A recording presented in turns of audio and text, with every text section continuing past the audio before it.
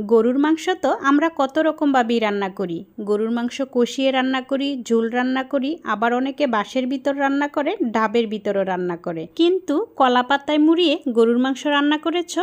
একবার যদি কলা পাতায় মুড়িয়ে গরুর মাংস রান্না করে খাও, তাহলে আমি 100% শিওর সারা জীবন তোমার এই স্বাদ মুখে লেগে থাকবে।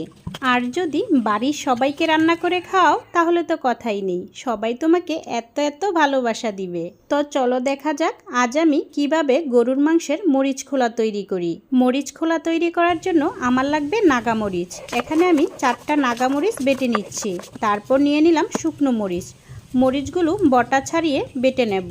গরুর মাংসের মরিচ খোলায় কিন্তু মরিচের পরিমাণটা বেশি করে দিতে হবে।